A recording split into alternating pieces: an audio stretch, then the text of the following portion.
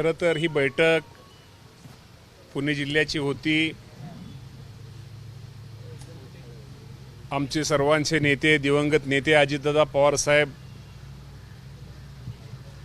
खरं तर ते नेहमी ही बैठक आयोजित करायचे, परंतु आज आपल्या राज्याचे उपमुख्यमंत्री सुनेत्रावहिनी पवार यांनी जिल्ह्यातील आजी माजी आमदार आणि प्रमुख फक्त पदाधिकारी यांची ही बैठक आयोजित केली होती।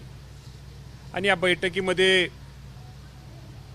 या जिल्ह्यातील पक्ष संघटना मजबूतीकरण आणि पक्षाच्या कार्यकर्त्यांना निश्चित प्रकारे त्याला न्याय कसा देता येईल आणि ही संघटना हा जिल्हा म्हणजे अजितदादा पवार साहेबांना मानणारा हा पुणे जिल्हा असल्यामुळं आज या बाबतीमध्ये पहिल्यांदा संघटनेबाबतीमध्ये प्रत्येक तालुकावाईज चर्चा झाली आणि त्यानंतर आपल्याला माहिती आहे की विधान परिषदेची निवडणूक ही आता लागलेली आहे आणि त्या बाबतीत या संदर्भामध्ये सुद्धा चर्चा झाली आणि आम्ही जे इच्छुक उमेदवार आहेत त्या सगळ्यांची चाचपणी वहिनींनी स्वतः केली आणि या बाबतीमध्ये आमच्या सगळ्या प्रमुखांनी आम्ही सर्वांनी एकमताने निर्णय घेतला की सुनेत्रा वहिनी जो उमेदवार देतील तो आम्ही मान्य करायचा।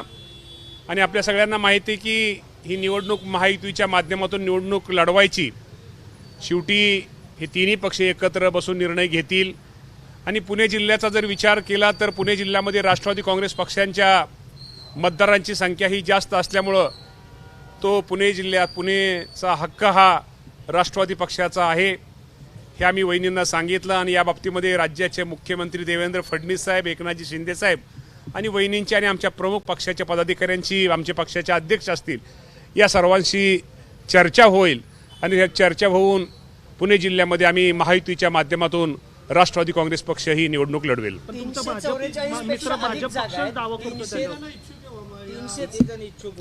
इच्छुक पक्षामध्ये आमच्या खूप जण इच्छुक आहेत, त्यांची इच्छा असणं साहजिक आहे, पण या जरी इच्छुक जरी संख्या जास्त असली तो अधिकार आम्ही सुनेत्रा वहिनी पवार यांना दिलेला आहे।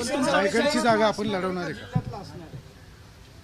उमेदवार सुनेत्रा वहिनीला अधिकार दिल्यानंतर तो शहरातला आहे का जिल्ह्याच्या ग्रामीण भागातला आहे तो सुनेत्रा वहिनीने तो ठरवायचा आहे। भाजप या ठिकाणी उमेदवार देण्याच्या तयारीत पेक्षा जास्त आपल्याकडे 344 पेक्षा जास्त मतदार आहेत आपल्याकडे।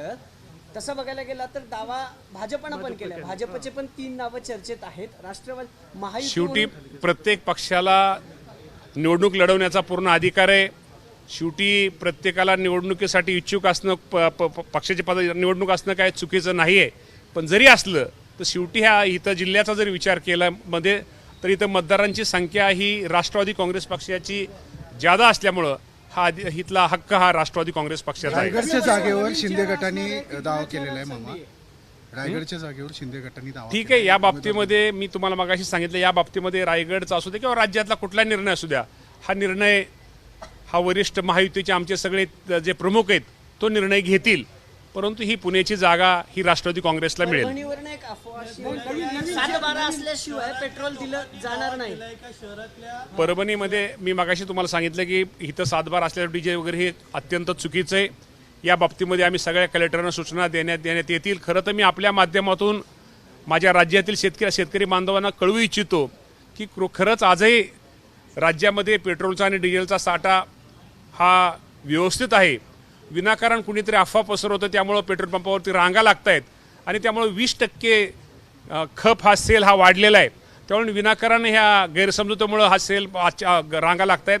कुणाही रांगा लावायची गरज नाही। कालच या राज्याचे मुख्यमंत्री देवेंद्र फडणवीस साहेबांनी सगळ्यांना आश्वासित केलेले, जाहीर केलेले की डिझेल पेट्रोलचा साठा आपल्या राज्यामध्ये व्यवस्थित आहे।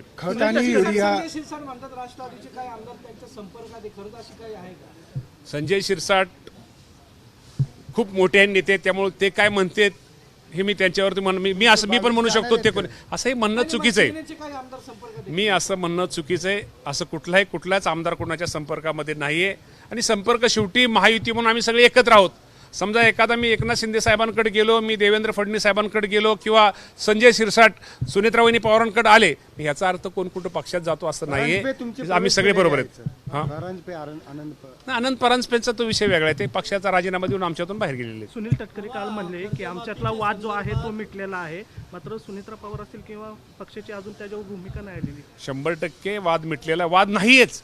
खरं तर काही लोकांनी चुकीचं दाखवलेलं. आमच्यात वाद कुठलाही नाही, नव्हता, पुढं राहणार नाही. खत आणि युरियाचा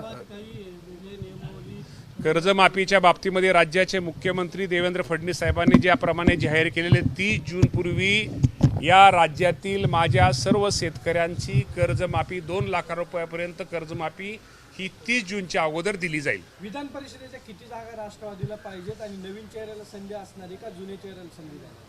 नवीन जुन्या चेहऱ्याचा विषय नाही. आम्ही एकमुखी अधिकार तो सुनेत्रावहिनी पवार यांना दिलेला असल्यामुळं या बाबतीमध्ये सुनेत्रावहिनी योग्य तो निर्णय घेतील. पण किती जागा पाहिजेत? जागा वगैरे किती म्हणण्याचा विषय नाही. हा विषय, आजची मिटिंग फक्त ही पुणे जिल्ह्याची, ही मिटिंग काय राज्याची नव्हती. पण पुणे जिल्ह्याची जागा आमचा हक्क आहे.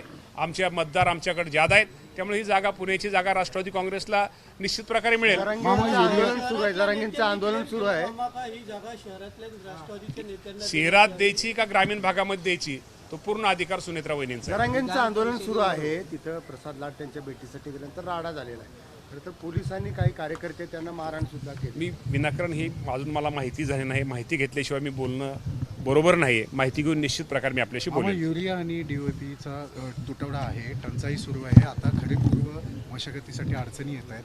या संदर्भात काय नियोजन? या बाबतीमध्ये आम्ही नियोजन, शेतकऱ्यांना ही अडचण येणार नाही यासाठी नियोजन केलेलं आहे. आम्ही आपले दुकानदार असतील किंवा ह्याच्यावरती असतील, आम्ही सगळेच आमचे तिथं आम्ही तपासणी ही मोठ्या प्रमाणात सुरू केलेली आहे. आणि या बाबतीमध्ये निश्चित प्रकारे जे आवंटन केंद्र सरकारने आपल्याला मंजूर केलेलं आहे, त्यातलं ते जे आवंटन आपण ताबडतोब आपल्याला कसं मिळेल यासाठी केंद्र सरकारकडे, या राज्याचे कृषी मंत्री शिवराज सिंग चौहान साहेब यांच्याकडे आमच्या सगळ्यांचा पाठपुरावा चालू आहे. त्यामुळं आपल्याला शेतकऱ्याला अडचण येणार नाही ही आम्ही काळजी घेतोय. एबीपी माझा, उघडा डोळे बघा नीट.